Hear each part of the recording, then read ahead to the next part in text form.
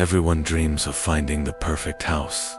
We thought we had found ours, a beautiful Victorian-style home in a quiet neighborhood with a price that was too good to be true. It was. The house didn't just have quirks. It had a hunger. It didn't have ghosts in the walls. The walls were the ghost. The first sign, a single window closing on its own, was a simple warning. The second, a door slamming shut with a finality that rattled the whole house, was a declaration. And the final sign, a crack in the wall from which a single, malevolent eye stared back at me, was the last thing I ever saw in that house. My name is Sarah, and 2 years ago, my husband, Tom, and I were first-time homeowners, filled with the kind of naive optimism only a mortgage and a set of new keys can bring. The house was a beautiful, 2-story Victorian, all dark wood and intricate trim, with a lush green lawn and a quiet, sleepy neighborhood. The realtor had been oddly vague, using phrases like a few quirks and needs a little love, but the price was a steal. We dismissed her warnings, filled with the excitement of a new chapter in our lives, a home that we would make our own. The first few days were a blur of boxers, paint cans, and the joyful chaos of moving in. We laughed at the strange creaks and groans, chalking them up to the house settling, a natural part of a 100-year-old home's personality. But a personality, it turned out, was the least of our worries. The first strange event was a chill, a profound, unnatural cold that seemed to live in the hallway just outside our bedroom. It was an unnaturally frigid spot, a pocket of air that was so cold it made the hair on my arms stand on end. I spent an entire afternoon trying to find the source of the draft, checking windows and doors, but everything was sealed tight. I attributed it to the old house's poor insulation, a quirk we would fix eventually. But the cold spots began to move, seeming to follow us from room to room. We'd be in the living room, and a spot of frigid air would brush past us, a cold, silent presence that was more than just a draft. We started hearing strange sounds, not just the creaks and groans of an old house, but a low, guttural groaning from inside the walls themselves. A sound of profound, weary sadness, like a living thing in pain. It was a sound that had no business being in a house. It was the sound of a living tomb. The paranoia grew when the house began to move on its own. One evening, while we were watching a movie in the living room, a window across the room, which had been open a crack for a breeze, slowly, deliberately slid shut, the old wooden latch clicking into place with a final, chilling snap. We both stared at it, frozen, our hearts hammering in our chests. We tried to find a logical explanation, but there was none. The window had been open a crack for a breeze, and a breeze couldn't close it, let alone latch it. The fear became personal when Tom went to the basement to check the circuit breaker after a flickering light. He found the basement door locked from the outside. He had to use a spare key to get in. The light bulb, which he had just replaced, had been meticulously unscrewed and placed on a nearby workbench. It wasn't a prank. It was a violation. It was a message. The house was no longer just an old building with quirks. It was a living, breathing entity, and it was watching us, toying with us. The final escalation before the climax was when the house began to seal us in. We were in the kitchen, making dinner, when the back door slammed shut, the lock clicking into place with a hollow, resounding thud. We ran to it, but the lock wouldn't budge. We were trapped. The windows in the kitchen, one by one, slid shut, the latches clicking into place with a slow, deliberate cadence that made our blood run cold. We ran back to the living room, but the same thing was happening. The front door was sealed, the locks clicking into place, and the windows were all shut, locked tight. We were now trapped inside with a sentient, malevolent force. The low groaning from the walls intensified, becoming a sound of profound, unholy hunger. The house was no longer a home, it was a coffin, and we were its occupants. We were huddled together in the living room, terrified as the house sealed us in. The walls began to creak and groan, and we heard a new sound from inside the walls, a sound of something moving. A wet, scraping sound, as if a large, heavy body was dragging itself through a tight space. We realized the house wasn't just haunted. It was a living, breathing entity. A low, raspy whisper, a voice that sounded like ancient, crumbling wood, spoke from all around us. "Don't go. Stay with me." The doors and windows were all sealed. The groaning from the walls got louder, and a long, impossibly thin crack appeared in the wall, right next to the fireplace. A profound, unholy silence fell over the room, and in the crack, a single, malevolent, glowing eye stared back at us. The house was alive, and it wanted us to stay, forever, in a blind panic. Tom grabbed a chair and smashed a window. The sound of the shattering glass, a desperate cry of defiance against the silence. We scrambled out into the night, running for our lives, not looking back. We never did. The house stood there, silent and dark, as if it was never alive at all. The police investigated, but found nothing. The house was a normal, empty house. We were safe, but forever changed. We now live with a crippling fear of old houses, and a profound dread of the sound of a door or window closing on its own. We know that some houses aren't just homes. They are traps, built of wood and brick and malice, and we were lucky enough to escape.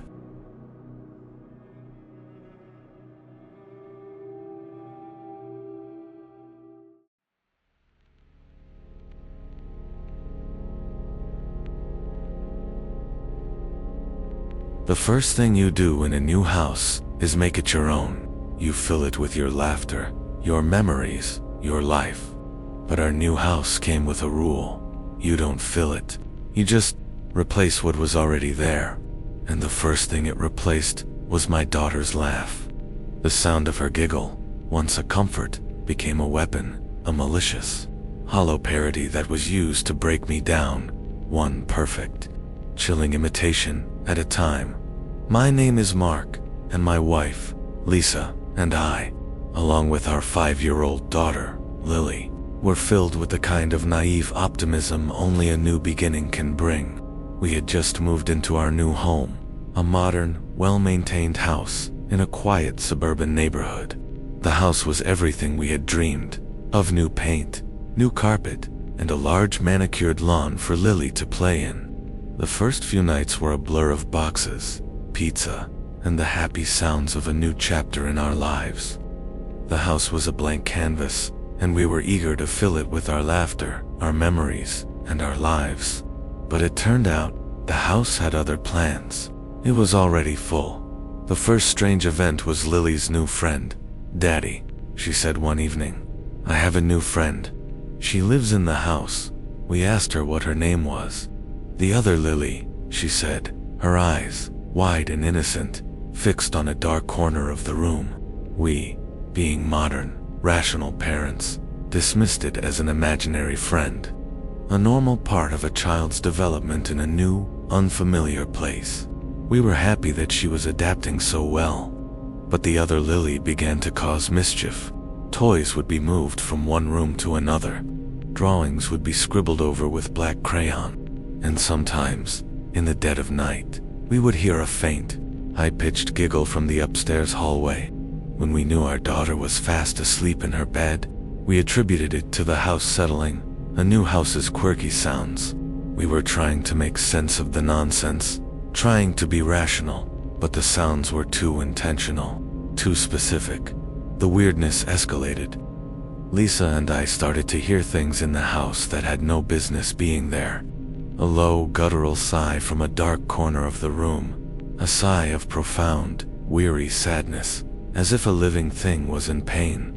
A soft, deliberate scratching sound from inside the walls, a sound of fingernails on wood. We dismissed it as the house settling, but the sounds were too rhythmic, too intentional. They were a presence, a malevolent force that was trying to make itself known. Our daughter's behavior changed. She became withdrawn and quiet, her eyes, once filled with a boundless energy, now held a deep, empty sadness. Sometimes, she would turn to a dark corner of the room and speak in a strange, low voice, a voice that was not hers. The words she said were nonsensical, but the tone was menacing. "He's coming," she would whisper. "He wants to play with you." She was not just talking to an imaginary friend. She was a lens, a conduit for something else, something that was inside our home and was now inside her. The fear became personal when the mimicry began. I was in the living room, trying to stay calm, when I heard my wife's voice, a whispered "Marc, come upstairs," from the hallway. I went upstairs, but she was standing right next to me, her hand in mine, her body rigid with fear. "I didn't say anything," she whispered. The voices were now our own, a perfect, chilling imitation, and the terror was no longer about an imaginary friend. It was about a very real, very present threat that was trying to separate us, to replace us. The voices began to call for us from different rooms. A low, raspy Lisa, a distorted, guttural Marc, all coming from the darkest corners of the house, from places where we knew nothing could be. The entity was not just a ghost, it was a mimic, and it was using our own voices, our own identities, to break us down. The final escalation before the climax was a sound that shattered our sanity. We were huddled together, terrified, in the living room. The low, guttural breathing from the darkest corner of the room grew louder, a sound of profound hunger, a sound of something trying to get out, the sound of our daughter's laugh, a perfect, chilling imitation, echoed from the upstairs hallway, followed by a low, guttural breathing from the darkest corner of the room. The entity began to make new sounds, a series of clicks and whistles that formed a horrifying parody of human words. We heard our daughter's voice from the hallway, but it's not a cry of fear. It's a low, menacing hiss. "He likes to play, he likes to replace." And as we looked at each other, the power went out, and a single, chilling, high-pitched giggle echoed from the profound darkness. A sound that was not our daughter's, but a perfect, malevolent imitation. In a blind panic, I grabbed my daughter and my wife and ran out of the house into the night, leaving everything behind. We never went back. We are safe, but we are forever changed. The police investigated, but found nothing. The house is a normal, empty house. We now live with a crippling fear of mimics, of the sound of our daughter's laugh, of the silence of a dark hallway. We know that some houses are not just homes. They are a hunting ground, and they were lucky enough to escape. The memory of that chilling giggle is a weight we will carry forever, a permanent scar on our souls. The sound of a new house is no longer a sound of hope to me. It's the sound of a trap being set.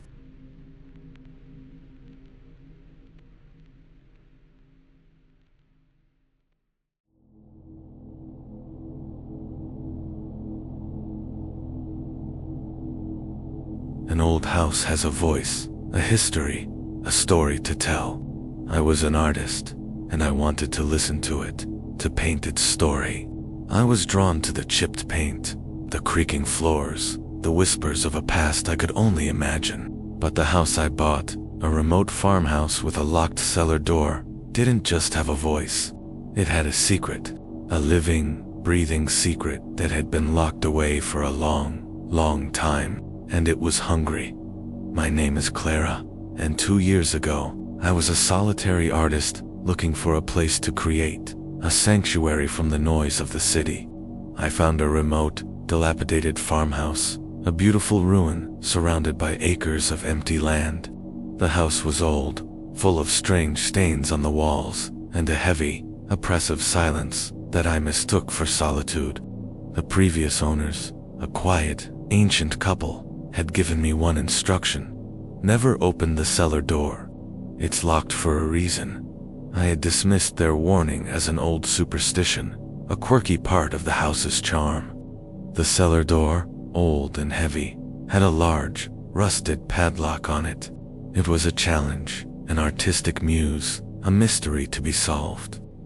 I was excited to make the house my own, to fill its silent rooms with my art and my life. But the house was already full. The first strange event was a sound. I was in my studio painting when I started hearing a faint, rhythmic scratching sound from the cellar. It was too rhythmic to be a mouse or a rat. It was the sound of a fingernail against wood, a soft, deliberate tap, tap, tapping that was coming from behind the locked door. I dismissed it, thinking it was just the sound of the house settling, but the sound was persistent, a steady, rhythmic tapping that was so soft it was almost a whisper. I found myself listening for it, my paintbrush frozen in midair, my heart a drum in my chest. The rhythm was hypnotic, but also deeply unsettling. It was a sound of profound, patient hunger. The weirdness escalated. The scratching became louder, more insistent, more frantic.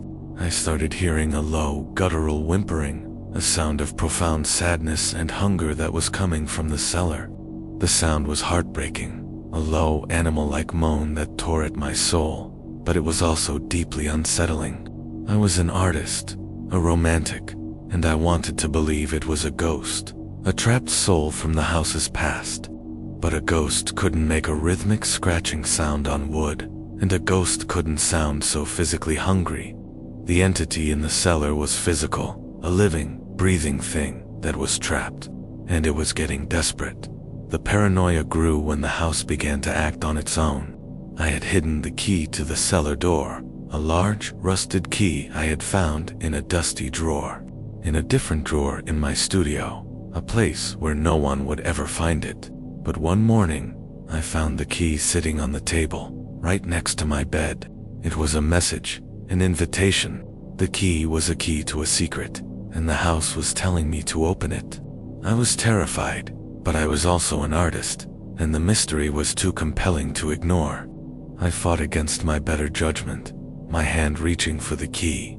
I was a rational person, but the house, with its constant scratching and whimpering, was slowly, methodically, breaking me down.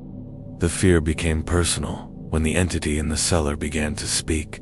I was in my studio, trying to paint, when I heard a low, pleading whisper from the cellar. A sound that was so soft it was almost a thought. Please, let me out. Help me. ...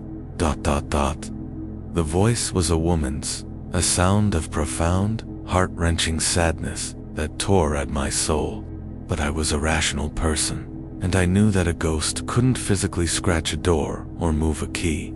The entity in the cellar was physical, and it was using a woman's voice as a lure, a desperate, heartbreaking lie to get me to open the door.